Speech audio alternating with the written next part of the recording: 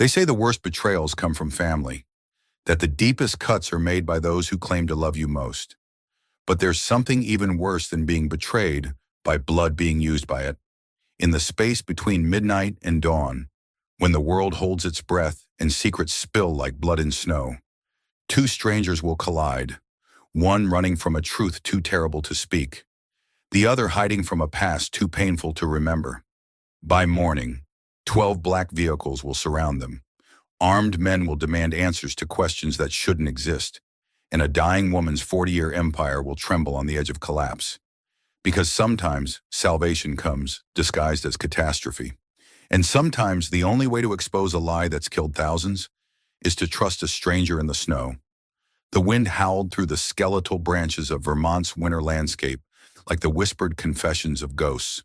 Snow fell in thick, relentless sheets, blanketing the small town of Millbrook in a silence so profound it seemed the world had stopped breathing. Frank Sullivan sat hunched over a bowl of lukewarm chili in what used to be the customer waiting area of Sullivan's Auto Repair. The neon sign outside had flickered its last breath 3 winters ago, but Frank hadn't bothered to replace it. These days, word of mouth was enough. The few customers who still came knew to knock on the side door and wait for the shuffle of his work boots across the oil-stained concrete. At 65, Frank carried the weight of decades in his shoulders, not just from years bent over engine blocks, but from the invisible burden of a life that had taken too many wrong turns. His hands, stained permanently with grease that no amount of scrubbing could remove, trembled slightly as he raised the spoon to his lips. Not from age, but from the memory that never left him alone, especially on nights like this when the wind sounded too much like the roar of rocket engines.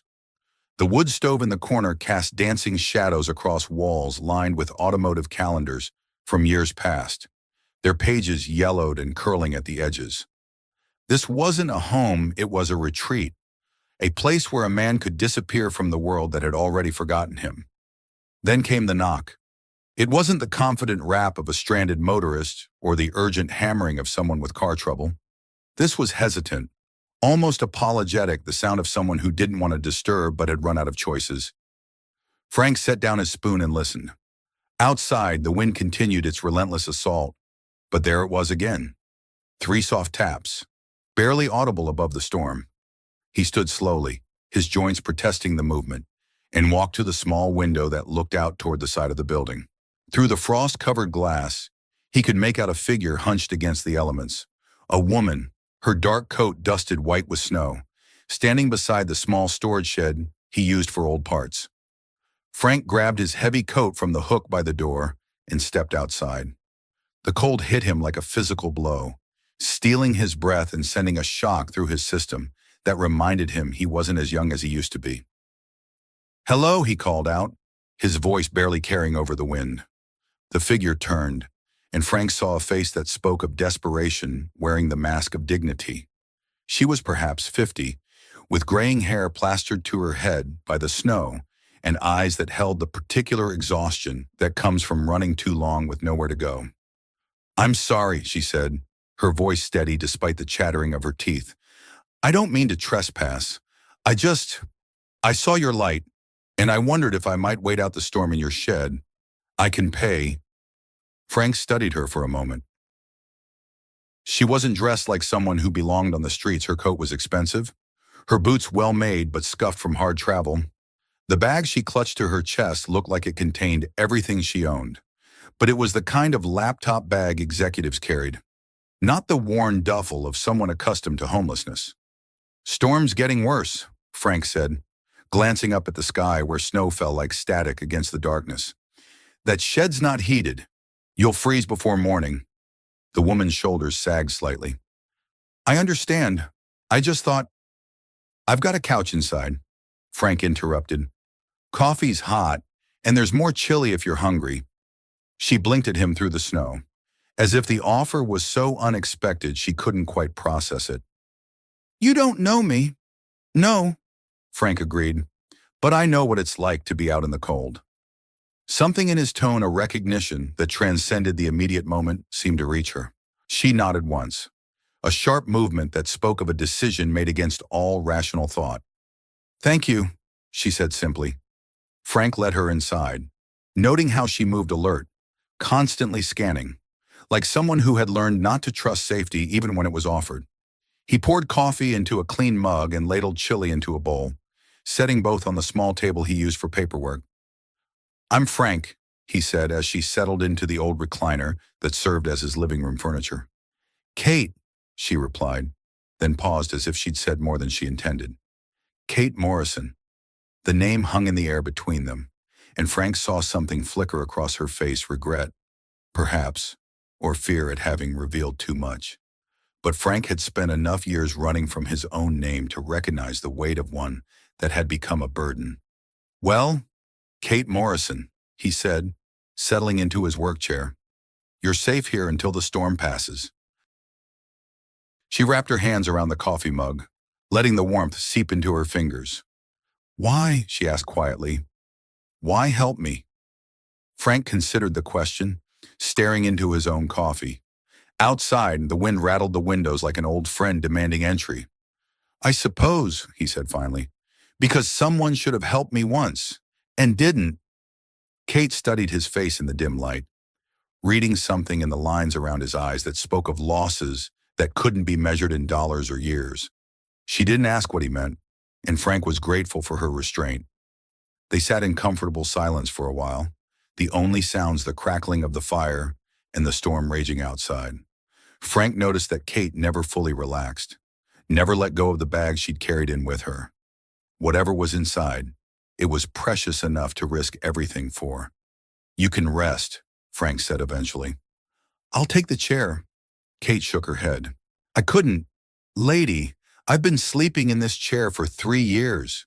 One more night won't kill me."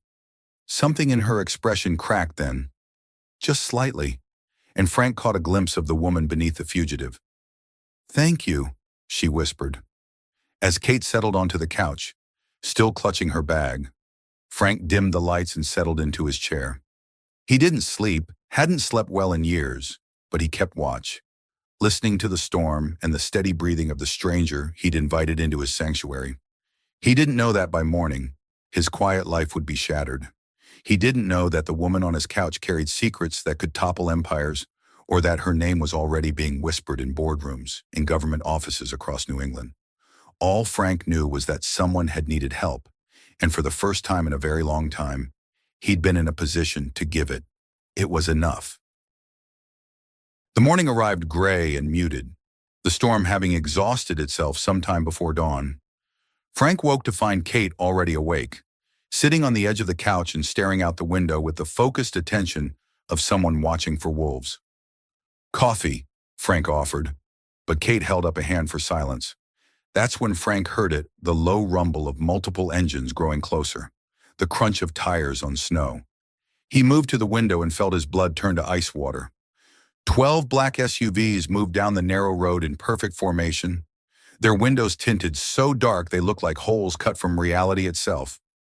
They moved with the precision of a military convoy, each vehicle maintaining exact spacing, their chrome grills gleaming like teeth in the pale morning light. "Jesus," Frank breathed.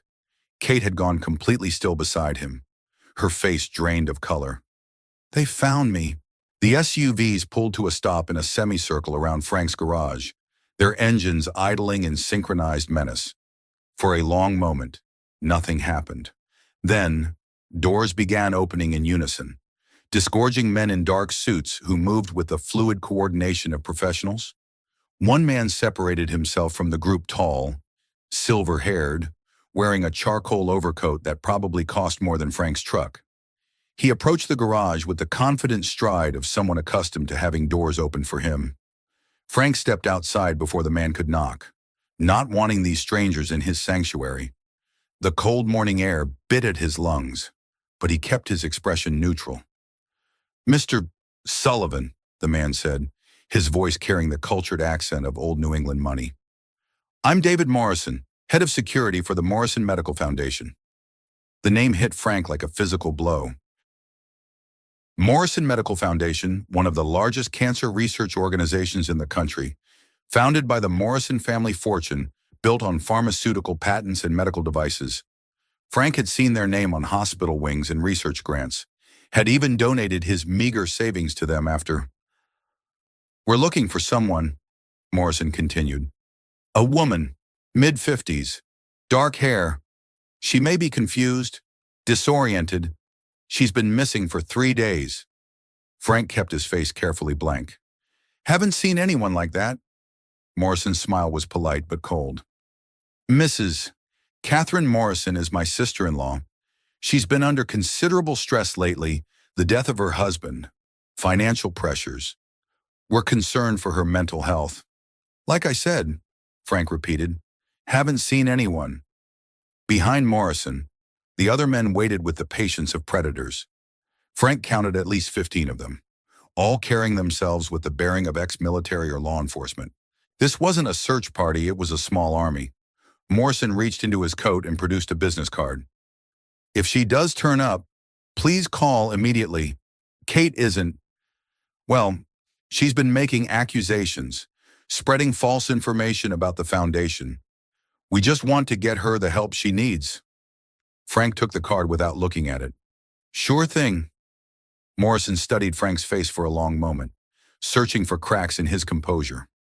Finding none, he nodded once and returned to his vehicle. The SUVs departed as smoothly as they'd arrived, leaving only tire tracks in the snow as evidence they'd ever been there. Frank waited until the sound of engines faded completely before returning inside. Kate stood by the window, her reflection ghostly in the glass. "They called you crazy," Frank said quietly. Kate turned to face him, and Frank saw something in her eyes that hadn't been there the night before, a fierce, burning anger that transformed her from fugitive to fighter. "Crazy," she repeated, tasting the word like poison. "That's their favorite weapon. Discredit the messenger, and no one listens to the message." Frank poured fresh coffee, his mind racing. "What message?" Kate looked at him for a long moment, weighing trust against desperation. Finally, she opened her bag and pulled out a slim laptop encased in a waterproof shell. "Frank," she said quietly, "what do you know about computer systems?" Frank almost laughed. "Lady, I can barely operate a smartphone." Kate's expression grew serious. "That man, David Morrison, he's not just my brother-in-law. He's the CEO of Morrison Medical Foundation. And he's been stealing money meant for cancer research." Frank felt the room tilt slightly around him. "What kind of money?" $1.8 billion, Kate said, her voice steady as steel. "Diverted from research grants, experimental treatments, drug trials, money that was supposed to save lives, funneled into real estate investments and offshore accounts." The words hung in the air like an accusation against the universe itself. Frank found himself thinking about the donation he'd made years ago, about all the desperate families who'd contributed their last dollars to the hope of a cure. "You have proof?" he asked. Kate nodded toward the laptop. "Digital audit trails, transaction records, authorization codes. Enough to bring down the entire operation?" She paused. "But there's a problem, which is, the data is incomplete. When they discovered what I'd found, they moved fast, cut off my access, froze my accounts, had me declared mentally incompetent. But they didn't know about the backup system." Frank's interest sharpened. "What backup system?" Kate's expression grew distant. "My husband, Michael, he was paranoid about data security. Before he died, he helped me create a shadow archive system, completely separate from the Foundation's main servers. The full records are stored on a secure server at Harvard, where Michael used to teach." "Harvard," Frank repeated. "That's, what, 2 hours from here. If we can get there without being caught." Kate met his eyes. "Frank, I know this isn't your fight. You can walk away right now, and I won't blame you. But I need those records. Without them, everything I have is just accusations from a supposedly crazy woman." Frank stared at the laptop, thinking about the men in suits, about Morrison's cold smile, about the word crazy used as a weapon. He thought about all the people who trusted their money and their hope to an organization that had betrayed both. "How do we get to Harvard?" he asked. Relief flooded Kate's face. "You'll help me." Frank stood and walked to a closet in the corner, pulling out a heavy duffel bag. "Lady, I've spent the last 15 years hiding from the world. Maybe it's time I did something useful with what's left of my life." As Frank packed supplies into his battered pickup truck, Kate noticed something that made her pause. Tucked between road flares and jumper cables was a laminated ID badge, faded with age but still readable. NASA, Johnson Space Center, Franklin J. Sullivan, Senior Systems Engineer. "You worked for NASA?" Kate asked, holding up the badge. Frank's hand stilled on the toolkit he was loading. "Long time ago." "How long?" Frank took the badge from her, running his thumb over the photo of a younger, more hopeful version of himself. "I designed control systems for the space shuttle program, redundant safety protocols, backup navigation systems, stuff that was supposed to keep people alive when everything else went wrong." Kate felt pieces clicking into place.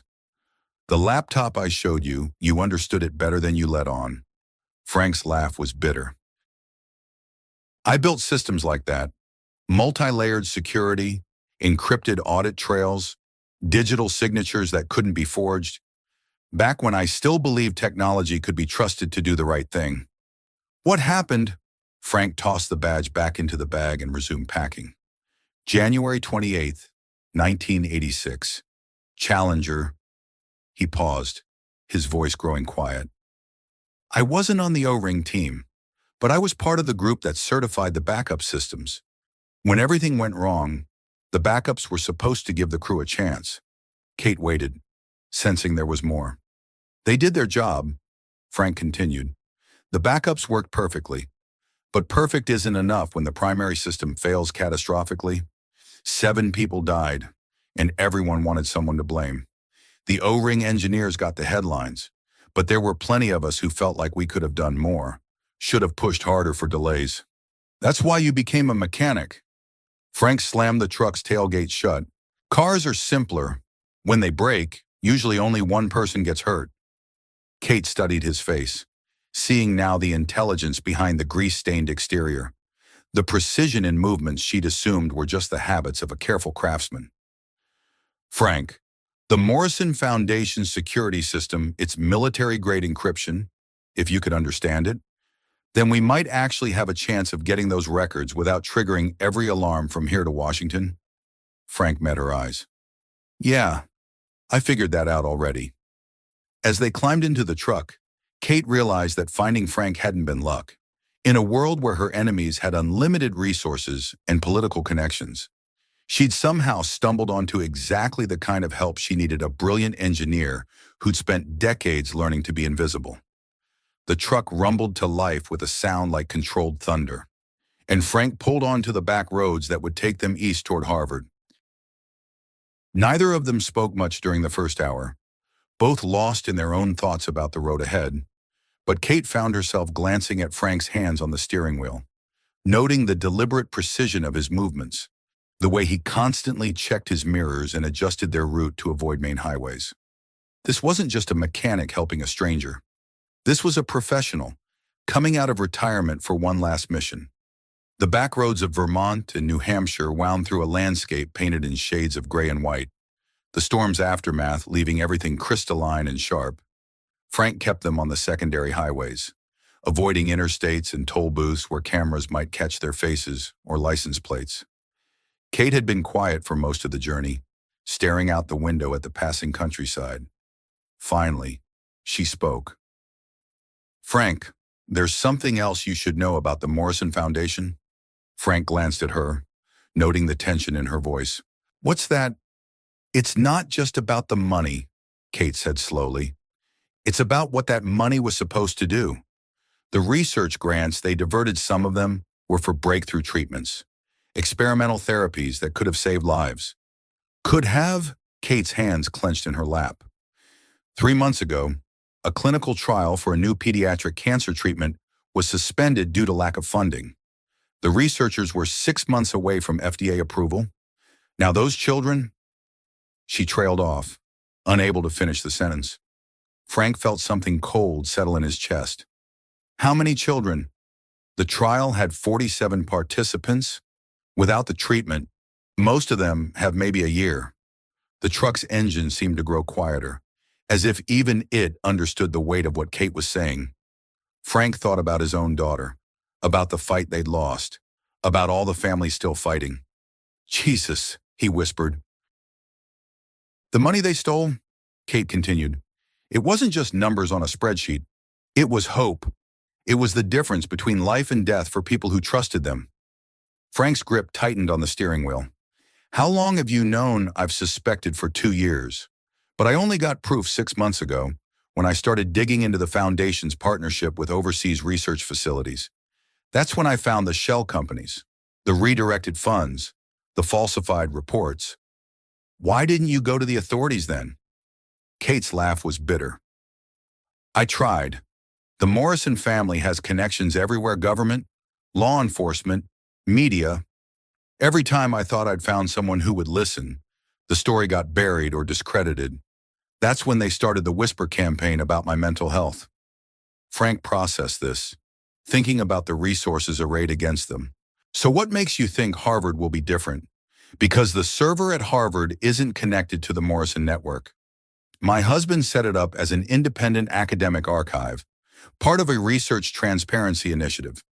The Foundation board doesn't even know it exists. And you think your brother-in-law doesn't know about it? Kate hesitated. David knows Michael was paranoid about data security, but Michael told everyone the backup system was destroyed after his death.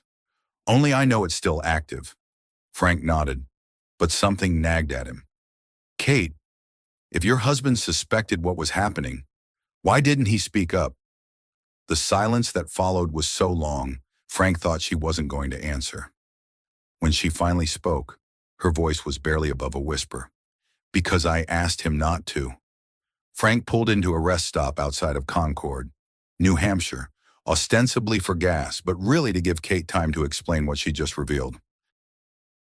They sat in the truck with the engine running, warm air from the heater creating a cocoon of relative comfort in the cold morning.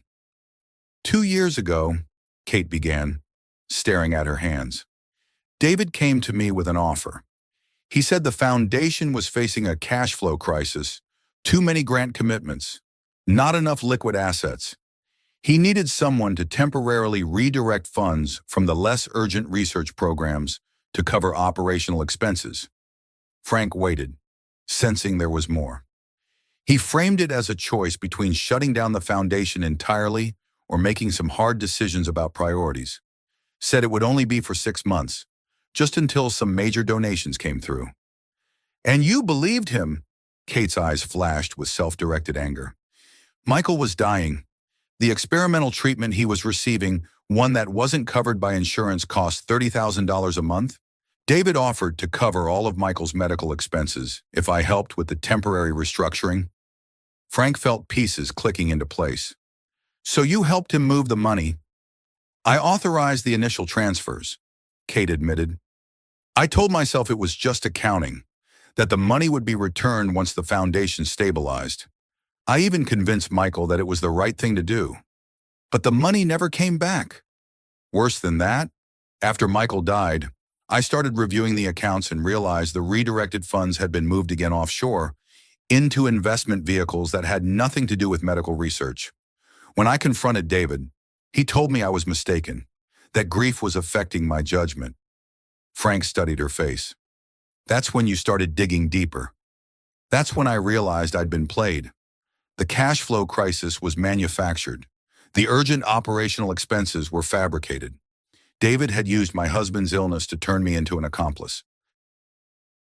The weight of her confession settled between them like a physical presence.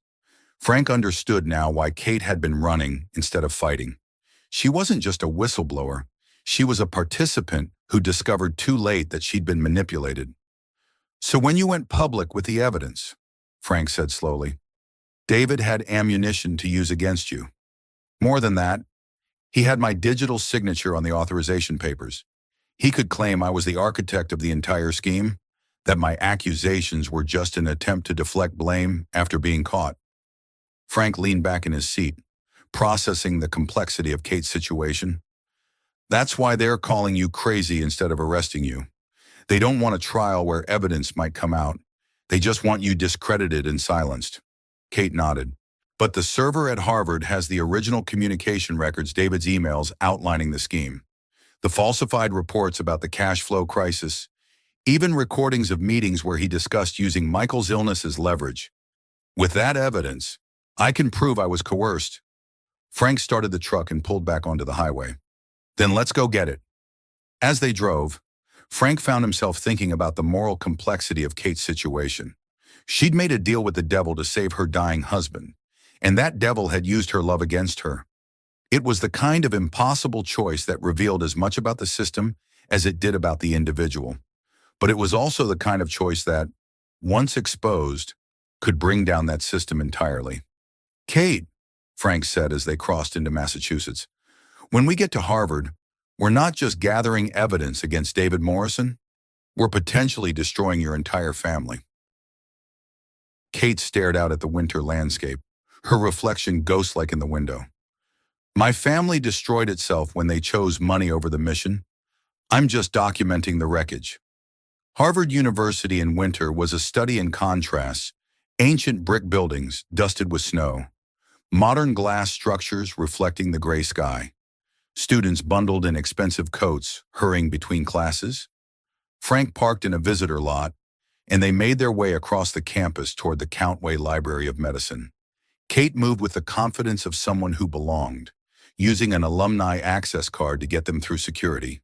Frank followed, marveling at how different this world was from his garage in Vermont. Here, knowledge was currency, and the buildings themselves seemed to hum with the weight of accumulated learning. Michael taught here for 12 years, Kate explained as they navigated corridors lined with portraits of distinguished faculty. He was part of the medical ethics program, specializing in research transparency and patient advocacy. They reached a restricted area in the library's basement, where climate-controlled servers hummed behind locked doors. Kate produced another card, this one handmade, with a magnetic strip that looked like it had been programmed in someone's garage. Michael made this for me, she said, swiping the card through a reader that Frank would have sworn was installed aftermarket. He said if anything ever happened to him, I might need access to the archives. The lock clicked, and they entered a room that looked more like a high-tech bunker than a library storage area. Servers lined the walls, their status lights blinking in patterns that reminded Frank of mission control displays. In the center of the room sat a single workstation, its screens dark but ready. Kate powered up the system and began typing with the fluid precision of someone who'd done this many times before. The Morrison Foundation archive is stored on a completely separate network, she explained. Michael created it as part of his research into institutional accountability. It captures all electronic communications, financial records, even meeting recordings. Frank watched lines of code scroll across the screen, recognizing some of the security protocols from his NASA days. Your husband was paranoid. My husband understood that power corrupts, and that the people who most need watching are the ones who think they're above scrutiny. Kate's fingers flew over the keyboard. He said the only way to keep institutions honest was to make transparency automatic, built into the system at a level where it couldn't be turned off. The screen filled with folder icons labeled with dates and names. Kate navigated to a section marked Foundation Financial, Executive Communications, and began opening files. Here, she said, pointing to an email chain from 2 years earlier.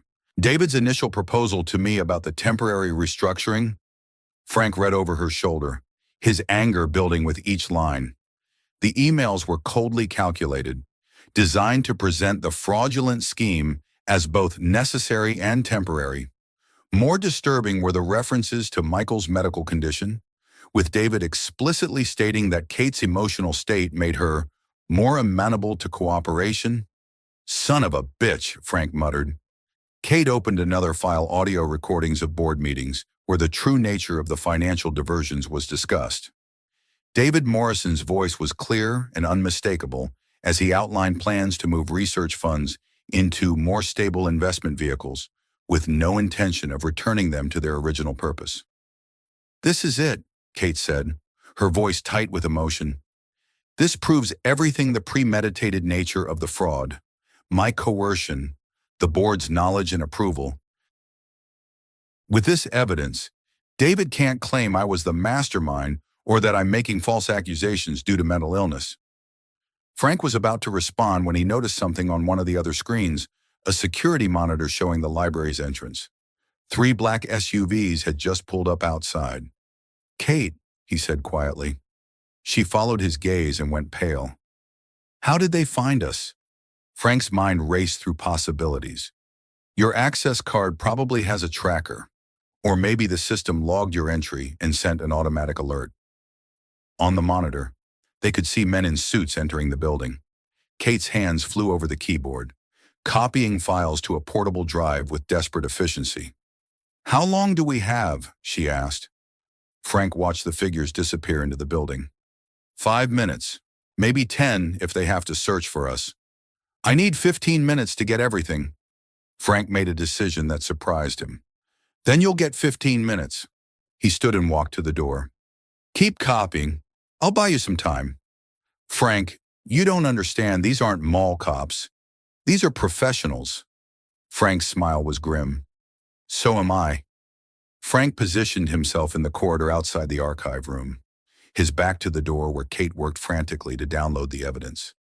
He'd faced down enough bureaucrats and administrators in his NASA days to know how to handle authority figures. But his footsteps echoed down the hallway. He realized this situation required a different approach.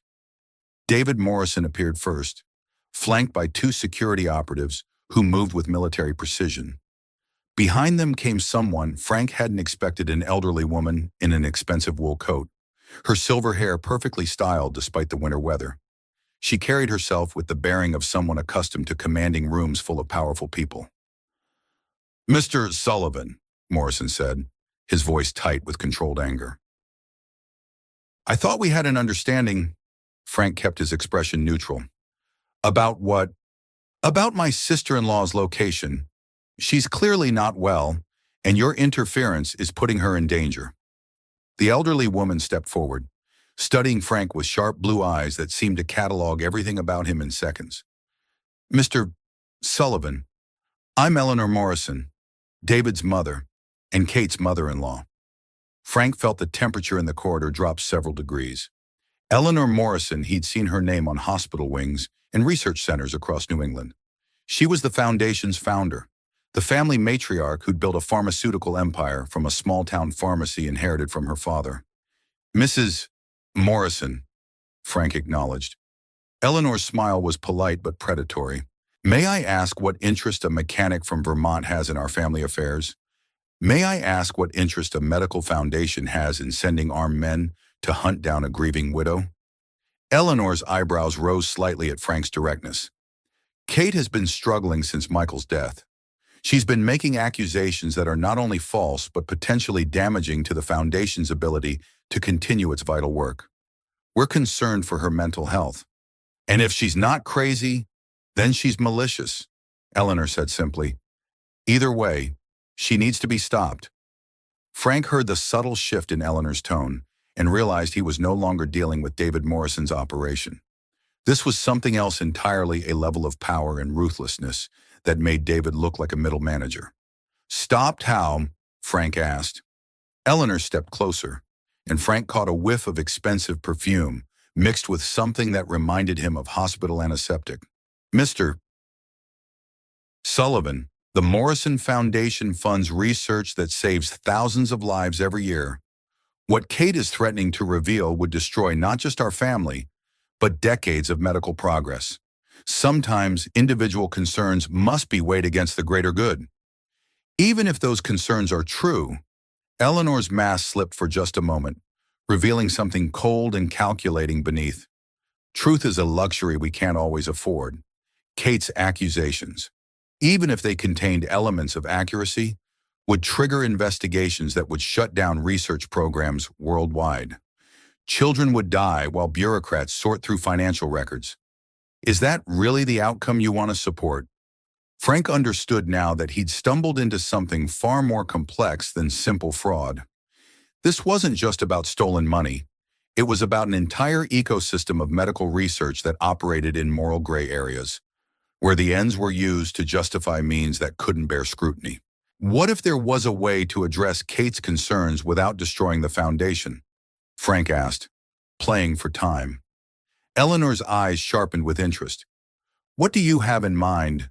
Kate just wants the money returned to research programs. Maybe there's a way to do that quietly, without involving regulators or the media. David Morrison snorted. The money's been invested. It can't just be returned. But Eleanor held up a hand, silencing her son. Continue, Mr. Sullivan. Frank could hear Kate's fingers still flying over the keyboard behind the door. He needed more time. Kate's not looking for revenge. She's looking for justice. If the foundation committed to transparency reforms, independent auditing, maybe even Kate's involvement in oversight? Kate's involvement, David laughed bitterly. She's the one who authorized the initial transfers. She's as complicit as anyone.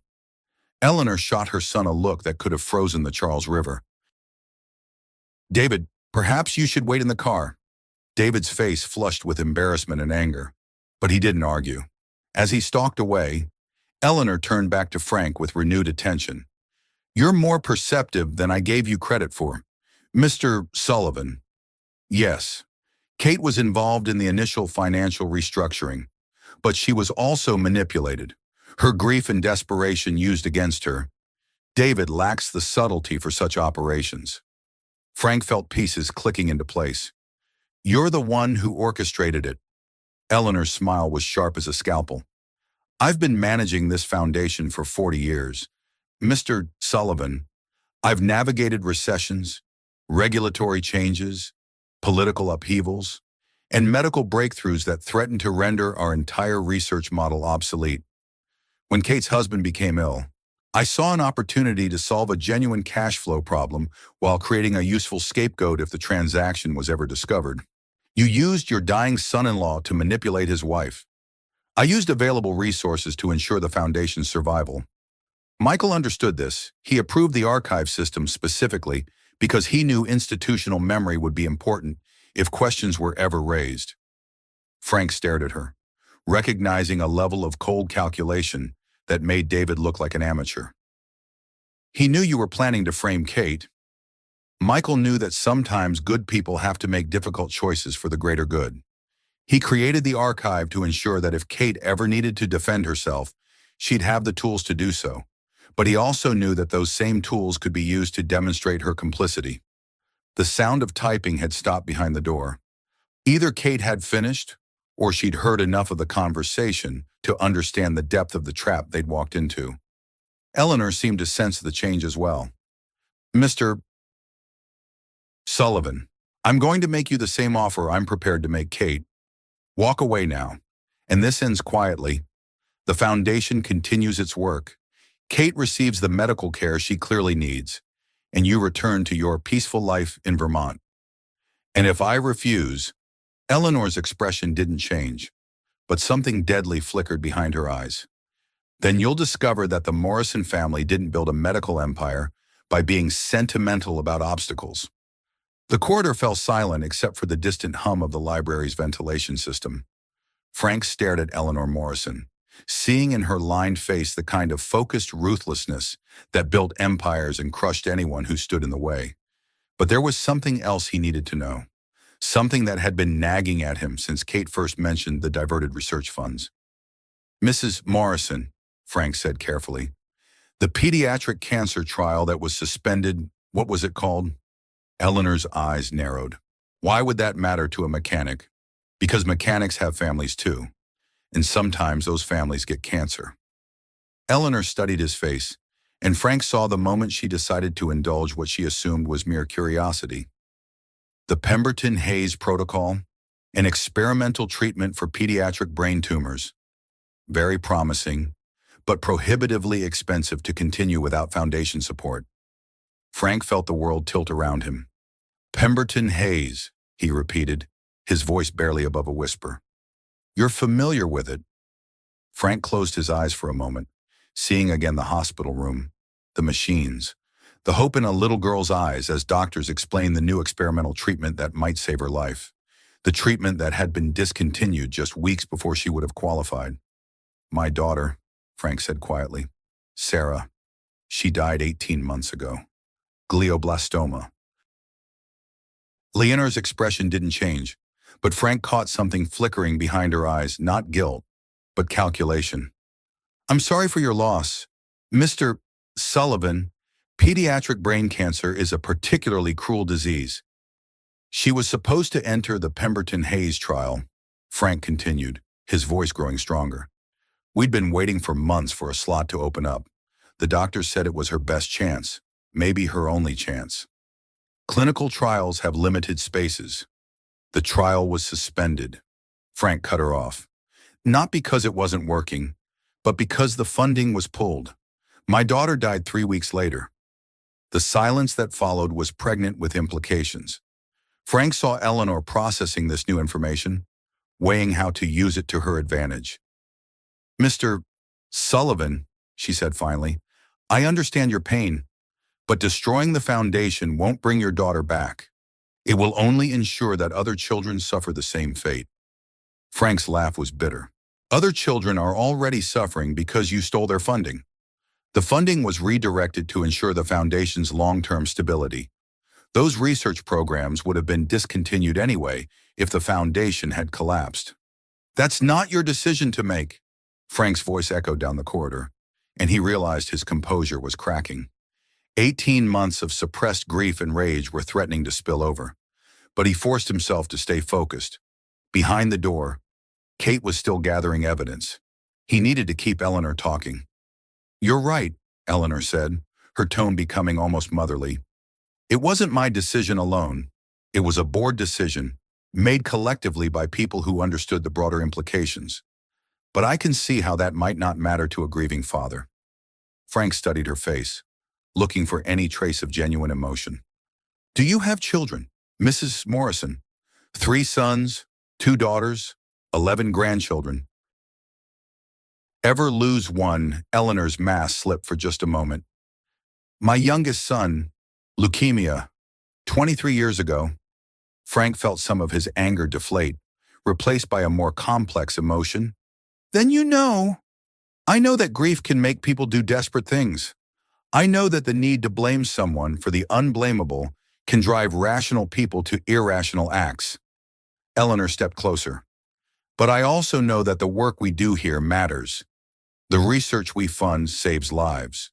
The treatments we develop today prevent the tragedies of tomorrow. Built on stolen money, built on reallocated resources. The distinction matters. Mr. Sullivan, we didn't steal money to buy yachts or mansions. We redirected funds from less promising research to more stable investments that would ensure the foundation's long-term viability." Frank shook his head. "You redirected funds from children who were dying. We redirected funds from research that might have helped some children to investments that would ensure we could help many more children in the future." The door behind Frank clicked open. Kate emerged, a USB drive clutched in her hand, and an expression on her face that suggested she'd heard most of the conversation. "Hello, Eleanor," Kate said quietly. Eleanor's demeanor shifted subtly, becoming warmer but somehow more dangerous. "Kate, dear, you look tired." "I am tired. Tired of running. Tired of being called crazy. Tired of watching you destroy everything Michael believed in." Michael understood the complexities of institutional management better than you give him credit for. Kate held up the USB drive. "I have his recordings, Eleanor. All of them, including the ones where he talks about what you did to manipulate me and how he created the archive system specifically to expose your fraud." Eleanor's eyes fixed on the drive like a predator watching prey. "Kate, you don't understand the full picture. That drive contains sensitive information about ongoing research programs, proprietary methodologies, confidential patient data. Releasing it would violate dozens of privacy laws and destroy lives across the medical research community." "I understand enough," Kate replied. I understand that you used my husband's death to turn me into an accomplice. I understand that you've stolen money meant to save children like Frank's daughter. And I understand that you're willing to destroy anyone who threatens to expose the truth. Frank watched the interchange with growing awareness that this confrontation had been building for years. Kate and Eleanor weren't just family members on opposite sides of a financial scandal. They were two people with fundamentally different views of how power should be exercised and what responsibilities came with it. "What do you want?" Eleanor asked finally. Kate straightened her shoulders. "I want the stolen money returned to research programs. I want independent oversight of all foundation finances. I want you to step down from any operational role, and I want a public acknowledgement of what was done to me and why." Eleanor considered this for a long moment. "And if I refuse," Kate gestured toward Frank, "then Frank and I take this evidence to the FBI, the SEC, the State Attorney General, and every medical journal in the country. We let them sort out the truth. That would destroy the foundation. Then don't refuse." Eleanor Morrison stared at Kate for a long moment, then did something neither Frank nor Kate expected. She laughed. Not the bitter laugh of defeat, but something warmer and more genuine. "You know, Kate, you remind me of myself at your age. Righteous, determined, convinced that the world could be fixed if only people would do the right thing." She walked to a nearby window and gazed out at the Harvard campus, where students moved between buildings like antibodies in a vast organism. 40 years ago, I stood in a hospital room watching my youngest son die from leukemia.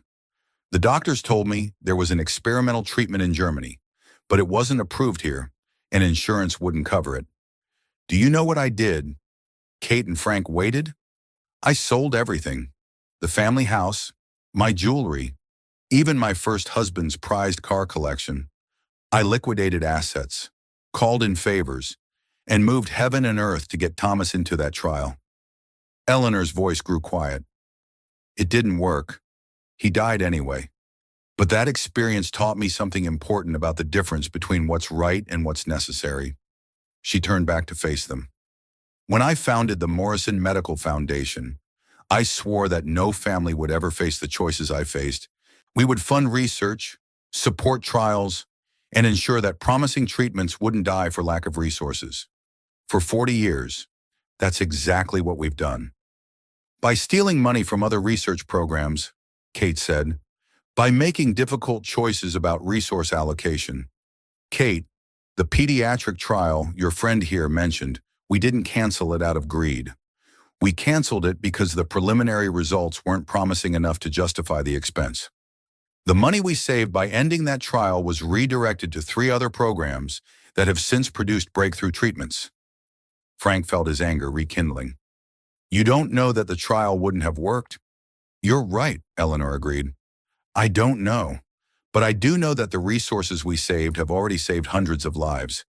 Sometimes, Mr. Sullivan, leadership means making choices based on probability rather than possibility. Kate shook her head. That's not your decision to make, Eleanor. Families should have the right to hope, even if the odds are long. Eleanor's expression grew sad. Hope is a luxury, Kate. Resources are finite. Every dollar spent on a long-shot treatment is a dollar not spent on research with better odds of success. The mathematics of life and death aren't democratic. Frank found himself struggling with the complexity of Eleanor's argument. As an engineer, he understood efficiency and resource allocation, but as a father who'd watched his daughter die, he also understood the desperate need to try everything, no matter how unlikely. There's something else you should know, Eleanor continued, reaching into her coat pocket. Before you decide whether to destroy the foundation, she pulled out a manila envelope and handed it to Kate. My medical records from Massachusetts General, stage 4 pancreatic cancer, diagnosed 3 months ago. Kate opened the envelope, scanning the documents inside. Frank saw her face go pale. I have perhaps 6 months left, Eleanor said calmly, which means I have 6 months to ensure the foundation survives my death. The board of directors is already positioning themselves for a power struggle once I'm gone. David lacks the vision to hold things together. Without strong leadership, The foundation will fragment into competing fiefdoms, each protecting their own research interests. She looked directly at Kate. I didn't manipulate you 2 years ago just to solve a cash flow problem. I did it to test whether you had the strength to eventually take over the foundation. Frank stared at Eleanor, recognizing the cold brilliance of her plan. You're dying, so you want Kate to replace you. I want Kate to save the foundation from itself. She has the technical knowledge to understand our research programs, the moral authority to implement reforms, and now, thanks to this archive, the leverage to force necessary changes. Kate clutched the USB drive tighter. By becoming complicit in fraud, by becoming educated about the realities of institutional power, Kate, you can take that drive to the authorities and watch them spend 3 years investigating while research programs shut down and children die. Or you can use it as leverage to reform the system from within. Eleanor stepped closer to Kate, her voice becoming urgent. I know what I've done looks monstrous from the outside, but the foundation funds research at 47 universities, supports 1,200 clinical trials, and provides grants to researchers who couldn't get funding anywhere else. Destroying it would be a greater crime than anything you can accuse me of. Frank watched Kate struggle with the impossible choice Eleanor was offering. He could see her weighing justice against pragmatism, punishment against prevention. What exactly are you proposing? Kate asked finally. Eleanor smiled, and Frank caught a glimpse of the formidable woman who'd built a medical empire from nothing. You become my successor. I'll announce my illness publicly and name you as interim director, with full authority to implement whatever reforms you think necessary. The board won't dare oppose a dying woman's final wishes, especially when you have evidence of their complicity. And in return, the archive remains sealed. David and the others face internal discipline rather than criminal prosecution, and the foundation continues its work with whatever safeguards you implement. Kate looked at Frank, seeking his counsel. What do you think Frank thought about his daughter, about the trial that might have saved her, about all the other children who might benefit from the foundation's research if it survived? He thought about justice and pragmatism, about the difference between what felt right and what might actually help. I think, Frank said slowly, that sometimes the best way to fight monsters is to become one yourself, but only if you can remember why you started fighting in the first place. Eleanor nodded approvingly. Spoken like a true engineer. You understand that complex problems require complex solutions. Kate stared at the USB drive in her hand, evidence that could destroy the foundation or reform it, depending on how she chose to use it. If I agree to this, I want complete transparency about past activities. I want independent auditing of all financial decisions. And I want a patient's rights advocate on the board with veto power over research priority decisions. Done, Eleanor said immediately. And I want Frank on the board too. Eleanor's eyebrows rose. A mechanic on the board of a medical foundation, a systems engineer with expertise in institutional accountability, Kate corrected. Someone who understands how to build safeguards into complex organizations? And Frank started to protest, but Eleanor cut him off. Actually, that's not a bad idea. Fresh perspective, no conflicts of interest, relevant technical expertise. She looked at Frank. What do you say, Mr. Oz Sullivan, ready to come out of retirement? Frank thought about the quiet life he'd built in Vermont, about the peace he'd found in working with his hands instead of his mind. Then he thought about Sarah, about all the children who might benefit from better managed research, about the chance to build something that might actually work. I suppose, Frank said, that someone should keep an eye on you people. Eleanor's laugh was sharp with genuine amusement. Indeed they should. 6 months later, Frank stood in the boardroom of the Morrison Medical Foundation, looking out through floor-to-ceiling windows at Boston Harbor. The room itself had changed since Eleanor's death. The intimidating oil paintings of Morrison patriarchs had been replaced with photographs of children who'd benefited from foundation research. And the massive conference table had been downsized to encourage more collaborative discussions. Kate entered carrying a stack of quarterly reports. Her appearance transformed from the desperate fugitive he'd found in his shed. She wore a sharp business suit but had kept her hair shorter than the corporate norm, a subtle reminder that she wasn't interested in playing by traditional rules. "The Pemberton Hayes trial results are in," she said, setting the reports on the table. Frank looked up from the financial statements he'd been reviewing, and Kate's smile was cautious but genuine. 63% response rate in the pediatric cohort. It's going to phase 3 trials with full FDA expedited review. Frank felt something loosen in his chest, a knot of grief and guilt he'd carried since Sarah's death. "How many children?" "The expanded trial will include 400 participants across 12 medical centers. If the results hold, it could become standard treatment within 18 months. Frank nodded, thinking about the complex chain of events that had led to this moment. Eleanor's death had been both an ending and a beginning. The foundation had mourned its formidable founder, while embracing Kate's reforms with surprising enthusiasm. The independent auditing system Frank had designed was revealing inefficiencies and opportunities that even Eleanor's sharp mind had missed. "David's not happy about the transparency requirements," Kate continued, settling into the chair across from him. "David's never happy about anything that requires him to think beyond the next quarter," Frank replied. "How's he adjusting to his new role?" Kate's laugh was rueful. "Head of Community Relations suits him better than CEO. He's actually quite good at talking to donor families and medical researchers. It turns out his problem wasn't incompetence. It was being put in positions that required more vision than he possessed." Frank understood.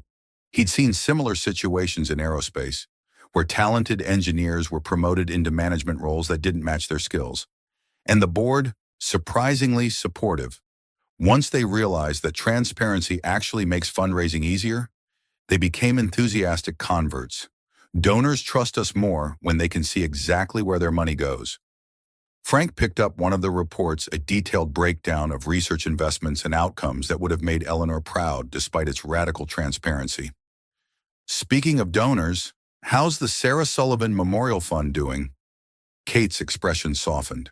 Sarah's fund had been Frank's first initiative as a board member, a program specifically designed to support long-shot research projects that traditional funding mechanisms overlooked. It wasn't large by foundation standards, but it had already funded 3 promising early-stage trials. "We're oversubscribed," Kate reported. "Apparently, there are a lot of people who believe in supporting hope even when the odds are long." Frank nodded, thinking about the letters he'd received from families whose children had entered trials funded by Sarah's memorial.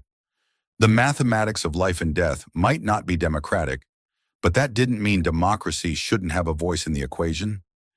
"There's something else," Kate said, her tone becoming more serious. "I've been thinking about Eleanor's offer to seal the archive permanently." Frank looked up. In the months since Eleanor's death, they'd used the evidence in the archive selectively enough to force reforms and remove a few problematic board members, but not enough to trigger the kind of investigation that would shut down the foundation entirely. "And I think it's time to make the full archive public, not immediately and not without preparation, but eventually. The foundation is strong enough now to survive scrutiny, and other medical organizations could benefit from studying our failures as well as our successes." Frank considered this. That would destroy David's career, probably land him in prison. Maybe it would give him a chance to take responsibility for his actions and contribute to ensuring this kind of thing doesn't happen elsewhere. People can surprise you when you give them the opportunity to do the right thing. Frank thought about his own journey from bitter exile to engaged board member, about Kate's transformation from complicit victim to institutional reformer. Eleanor would have hated the idea. Eleanor was brilliant and ruthless and probably saved thousands of lives through her leadership. But she was also wrong about some things. Transparency isn't a luxury, it's a necessity, and accountability isn't punishment, it's education. Frank smiled, recognizing in Kate's words the voice of someone who'd learned to wield power responsibly. "When do you want to start the process?" "Next year. Give David and the others time to prepare. give our reforms time to prove themselves, and give the research community time to understand that this is about making things better, not tearing things down. Frank nodded. And us, what happens to the mechanic and the whistleblower after they've reformed the medical establishment? Kate's laugh was warm with genuine affection. I suppose we go back to Vermont and figure out what other institutions need fixing. Frank looked out at the harbor again, watching cargo ships navigate between islands that had been there for millennia. You know, I never thanked you. For what? For knocking on my door in a snowstorm? For giving me a reason to stop hiding from the world? Kate reached across the table and squeezed his hand, the gesture of a friend, not a colleague. I never thanked you either, for opening that door, for reminding me that sometimes the best way to find justice is to build it yourself. Frank squeezed back, thinking about the long journey from that desperate night in Vermont to this moment of quiet satisfaction in Boston. Think we've built something that will last? Kate looked around the boardroom, then out at the harbor where the setting sun painted the water in shades of gold and amber. I think we've built something that can adapt, which might be even better. As they gathered their papers and prepared to leave, Frank found himself thinking about Sarah, about the children who would benefit from the Pemberton Hayes trial, about all the future discoveries that would be possible because two unlikely allies had chosen transparency over expediency. It wasn't the kind of justice he'd imagined when Kate first showed him that laptop full of evidence, but it was something more sustainable, a system designed to correct itself rather than hide its mistakes. Outside, snow was beginning to fall again, but it felt different now, not like the desperate storm that had driven Kate to his door, but like the gentle blessing of a world that still believed in second chances. Frank and Kate walked out into the winter evening together.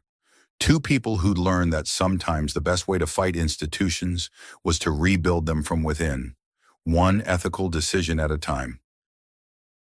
Behind them, the Morrison Medical Foundation hummed with quiet purpose, its lights burning late into the night as researchers and administrators worked together on projects that might change the world transparently, accountably, and with the kind of hope that survives even the longest odds.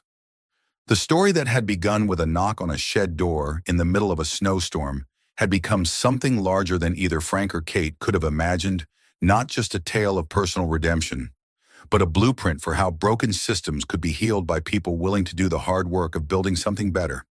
And in hospitals across the country, children who might otherwise have lost hope were entering clinical trials funded by an organization that had learned to balance efficiency with humanity, progress with accountability, and institutional power with individual dignity. It was, Frank thought as he and Kate parted ways in the parking garage, exactly the kind of ending Sarah would have approved of, not perfect, but honest, and full of the possibility that tomorrow might be better than today. The snow continued to fall, covering the city in a blanket of clean white possibility, as Frank drove north toward Vermont and the quiet life that was no longer quite so quiet, but infinitely more meaningful than it had been before a stranger knocked on his door in the middle of the night. Sometimes, he reflected, the most important decisions we make are the ones that seem smallest at the time, the choice to help a stranger, to listen to an impossible story, to believe that broken things can still be fixed. And sometimes, if we're very lucky, those small decisions turn out to change everything. In the end, they didn't tear down the empire. They rebuilt it, brick by brick, choice by choice, with the kind of patient courage that changes the world quietly. Frank Sullivan learned that hiding from the past doesn't heal it, only facing it does. Kate Morrison discovered that sometimes the best way to honor the dead is to fight for the living. And Eleanor Morrison, in her final act, proved that even the most ruthless among us can choose redemption over reputation. The children entering those clinical trials will never know the mechanic who opened his door to a stranger in a snowstorm. They'll never hear about the woman who chose transparency over safety, or the dying matriarch who used her last breath to build something better than what she'd destroyed. But their lives will be saved by decisions made in darkness, by people who understood that sometimes the smallest acts of courage echo the longest. What storms have knocked on your door? And when they did you answer?